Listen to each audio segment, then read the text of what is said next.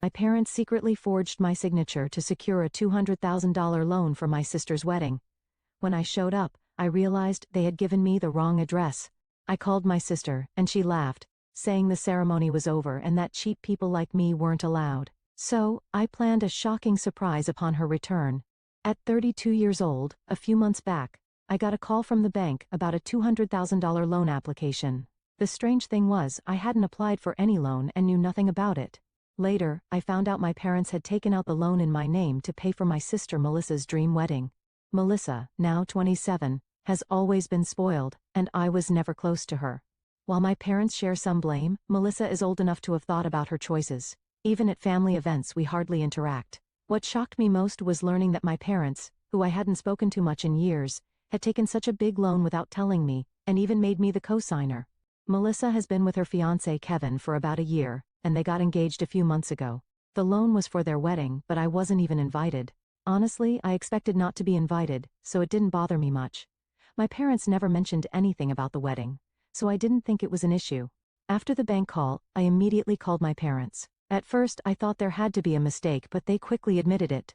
They even defended Melissa, saying it was natural for me, as her sister, to help with her wedding, even if it meant using my name for the loan.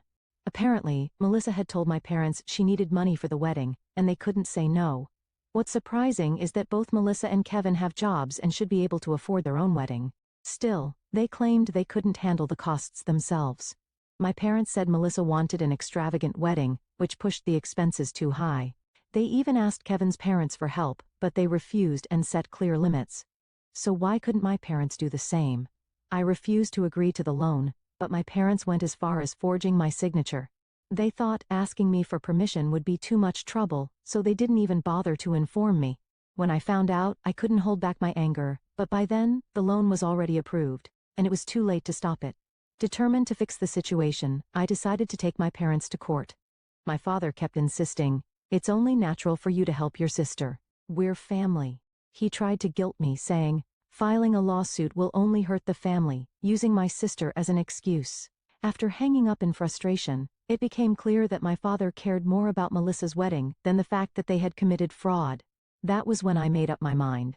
I informed my parents I was taking legal action and prepared to cut ties with them.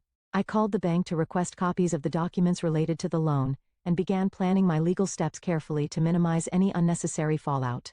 I also consulted a lawyer to fully understand the situation and ensure I was ready for what lay ahead.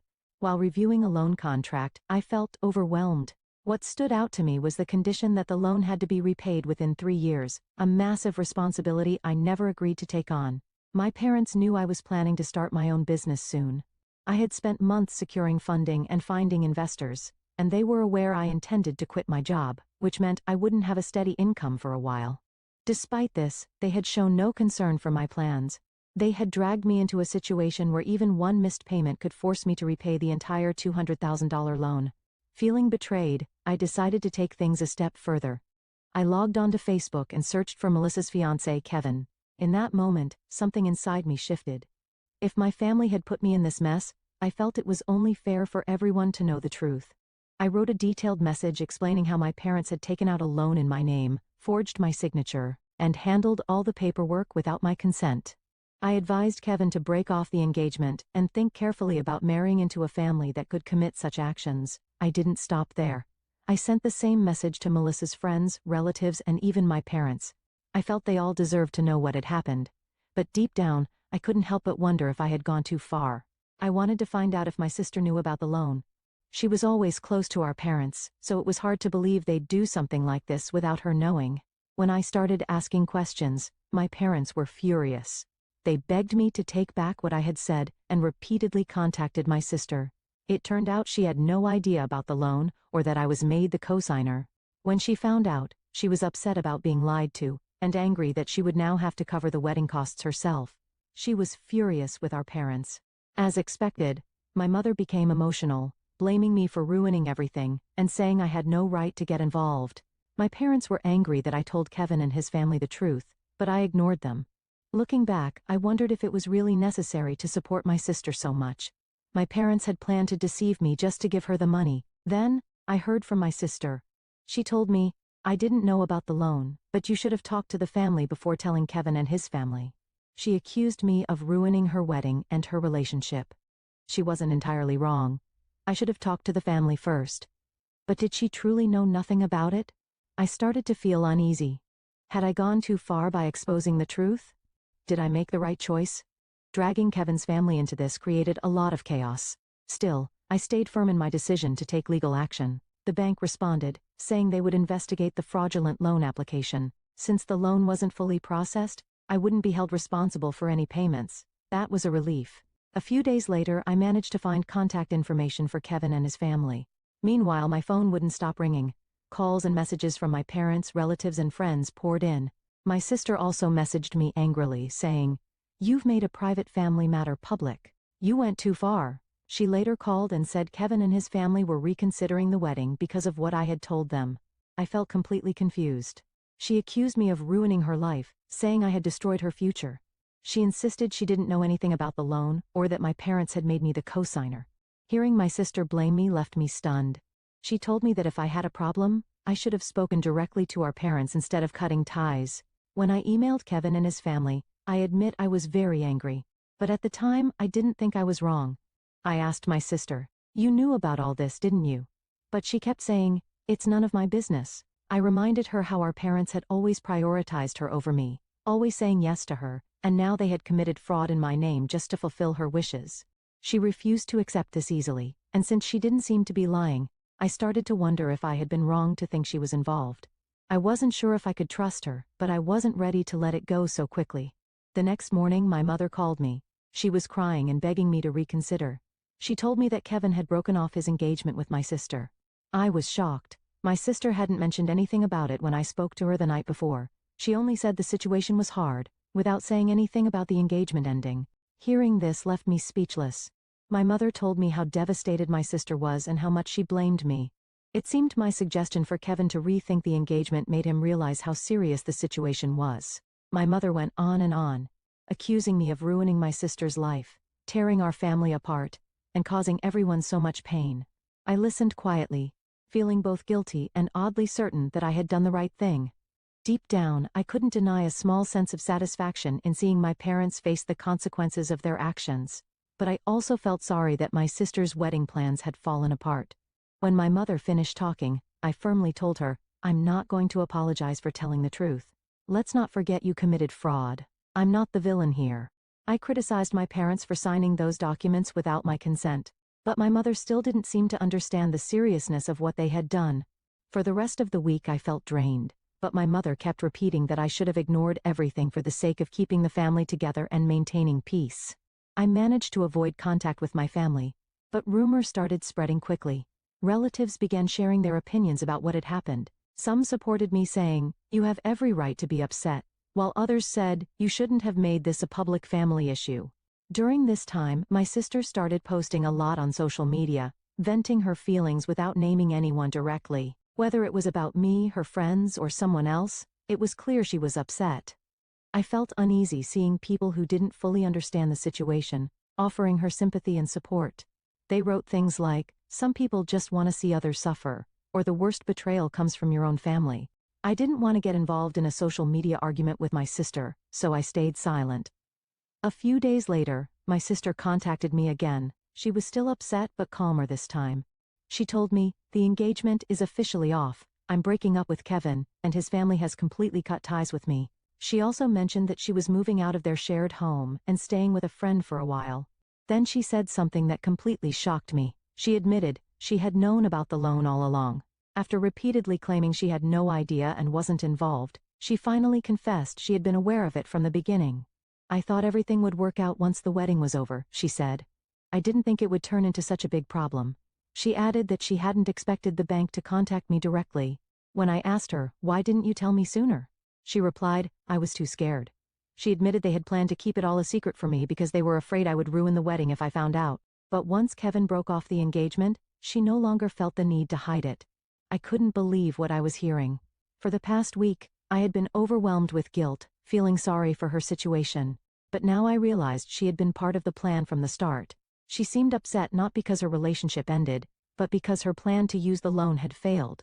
In her anger, she called me a terrible person and immature. I calmly responded, I don't owe you anything, and I don't need to return any favors. At that moment, I knew I was done with her excuses. I realized how broken our family relationships had become, and I knew there was no fixing them. After talking with my sister, I felt a strange sense of relief, like a weight had been lifted. My family had never truly cared about me, and I no longer felt the need to worry about people who were indifferent to me. But that conversation didn't change the mess left behind. Even though I hadn't spoken to my parents in a while, they kept trying to contact me over the next few weeks. Our relationship only got worse. Relatives called me constantly trying to convince me to drop the lawsuit. They'd say things like, "Aren't they your parents? And isn't there another way to handle this?" They seemed to overlook the fact that my parents had committed fraud and believed legal action was too harsh. I ignored their pleas and stayed focused on gathering evidence with my lawyer. The more I uncovered about what my parents had done, the angrier I became. Not only had they forged my signature, but they had also falsified financial records and lied about their income to secure the loan. Fortunately, the bank supported my side and decided I wasn't responsible for the loan. However, my parents found themselves in serious legal trouble, which made the family conflict even worse. Meanwhile, my sister moved in with friends, leaving her apartment to start over. She blamed me for her breakup with Kevin and was also angry at our parents for putting her in this situation. One day, I received an email from my Aunt Anna. She had stayed neutral through everything and hadn't gotten involved in the drama. Anna invited me for coffee, and since she wasn't the type to cause trouble, I decided to accept. When we met, she asked how I was doing. Talking to someone who wasn't trying to manipulate me felt comforting, and I appreciated her genuine concern. We talked about the recent events, and then she brought up my parents. "Your parents seem very shaken right now," she said, stirring her coffee. "They're worried about what might happen if this goes to court. But honestly, they should have thought about that before committing fraud. I suppose they didn't expect you to take things this far," she added with a knowing nod. Her words made me feel more determined not to let my parents trample over me again. Then she asked, "I understand how you feel, but what do you really want? Do you want a sincere apology, or do you want your parents to face the consequences of their actions?" Her question caught me off guard. "I just wanted to understand your ultimate goal," she said kindly. I realized I hadn't thought about things from that angle before. Part of me just wanted to be free of this mess, while another part felt my parents needed to face the consequences of their actions. "Maybe I just want them to understand they can't treat me this way anymore," I said slowly. I wanted it to be over, but I didn't know how to get there. My parents had always favored my sister no matter what, and this time, they had gone too far. I couldn't just ignore it. Anna nodded slightly. "I completely understand how you feel," she said, "but that's not how your parents see it. To them, they see you as the one causing all the problems." Her words stung, but I appreciated her honesty. Deep down, I already knew this was how my parents thought. As Anna said, they would never admit their mistakes. She hugged me and encouraged me. "Stay strong," she said. "You're not wrong in how you feel. Even if your parents can't admit their faults, what you're doing shows more integrity than anything they've done to you." After our talk, I spent a lot of time thinking about what I truly wanted. While I knew my decision might put more strain on the family, I started to wonder if taking this to court was the right path, or if there might be another way to resolve it. A few days later, my lawyer called with news. My parents' attorney had proposed an out-of-court settlement. Hearing this made me anxious. My parents were willing to pay a significant amount of compensation if I agreed to drop the lawsuit. I wanted to move forward, but I wasn't sure if I should forgive them so easily. The settlement offer was more than enough to avoid a lengthy legal battle while still holding them accountable financially. With my lawyer, I carefully reviewed the details. The money would ease my financial worries and give me the freedom to focus on my business, freeing me from the stress that had weighed me down for so long. But even as I considered accepting the offer, a part of me worried it might make my parents think I had forgiven them. Still, this settlement felt like a small victory. In the end, it gave me a chance to move on and focus on my future. I decided to accept the offer, agreeing to drop the lawsuit in exchange for my parents paying the compensation. While this resolved my immediate issues, my parents still faced fraud charges from the bank. It wasn't the perfect outcome, but once the paperwork was completed and everything was finalized, I felt a sense of relief. With the lawsuit behind me, I no longer had to worry about the mess. However, this decision changed my relationship with my family forever. The tradition of spending holidays together was gone, and after this, there would be no more family gatherings. I thought I'd feel at peace, but instead, it felt like we had become strangers, tied only by blood and a shared past. The settlement gave me the freedom to focus on starting my new business, which was a positive step forward, yet it was hard to fully let go. Even weeks later, the events replayed in my mind, and I had to accept that my relationship with my family would never be the same. Though they were still alive, it felt as if I had lost them forever. I didn't want to reach out, and I knew they wouldn't either. One evening, while I was working late in my new office, I received an email from my Aunt Anna. She simply asked, "How have you been?" It surprised me since we hadn't spoken since our last meeting weeks ago. In her email she wrote, "I know this has been hard, but don't carry it all on your own." Her words touched me more than I expected. Somehow she seemed to understand that I was struggling. I realized how isolated I had become, losing friends and distancing myself from my family. Her message meant more to me than I could explain. I didn't know how to fix my relationship with my family, but I decided I didn't have to carry the burden alone. A few days later, we met again at the same cafe. When I felt more at ease, Anna looked at me kindly and said, "Family isn't always about blood ties." Her words stayed with me as I thought about the settlement. Even though the money allowed me to move forward, I still felt conflicted about accepting it. I hadn't fully let go of my anger toward my parents. "Family is something you choose," she continued. "It's okay to find others who'll support you. You don't have to hold on to the past, even if your sister or parents aren't in your life anymore." Her words resonated deeply. Letting go of family, even after all the hurt, felt like erasing years of trying to gain their approval, something that had shaped much of who I was. That day, I realized it was okay to move forward without holding on to the past, and that I could create a new kind of family for myself. I thought moving on was impossible, but as Anna said, I didn't have to stay stuck in the past. With her support, I was able to start a new life without depending on the people who had hurt me. It wasn't easy, but it wasn't impossible either. Several weeks passed, and I used the settlement money to establish my own company. I hired employees and started taking on challenges that were meaningful and manageable. Slowly, my days became fulfilling. Work had become my new passion, and for the first time in a long while, I felt hopeful about the future. One evening, as I was heading home from work, I got a call from an unknown number. Something about it made me uneasy, like the past wasn't ready to let go of me just yet. I answered the call, and it was my sister. "I want to talk to you one more time," she said. Her voice was calm, which surprised me. I hadn't spoken to her since her engagement was called off, so hearing from her again left me unsettled. She continued, "I just found out that our parents are selling the house. I thought you should know." Her tone sounded heavy. "You probably don't want to hear this from me, but our parents are in debt. They've run out of money." Her words left me speechless. I didn't know how to respond. "They lost everything because of what happened with you," she said, then added quietly, "But I've realized this is the result of their own actions. I feel a little guilty, but our parents brought this on themselves with their fraud." She paused before saying, "I don't feel responsible for their financial mess, but I don't know what to do either." I couldn't figure out what my sister wanted from me. She'd been staying with a friend, but it seemed that situation had gone sour too. Was she looking for sympathy, or was she asking for help? Finally, I replied, keeping my tone calm. "I know this is a tough situation. I don't think there's much I can do though. Our parents made their choices, and those choices led to this." "What did our parents want?" she asked immediately. I wasn't trying to start an argument, but her question caught me off guard. For the first time, I noticed a sensitivity in her voice, a sign she was trying to understand the consequences of their actions. I still wasn't sure what she expected, but I knew where I stood and where I needed to go from here. I had rarely seen my sister so unsettled. The sister who had always been spoiled and raised to feel entitled now sounded anxious and unsure. "You need to figure this out for yourself," I said gently. "Try to handle it with as much kindness as you can." For years I tried to talk with our parents, but I eventually realized I had to follow my own path. "Maybe it's time for you to find your own path too."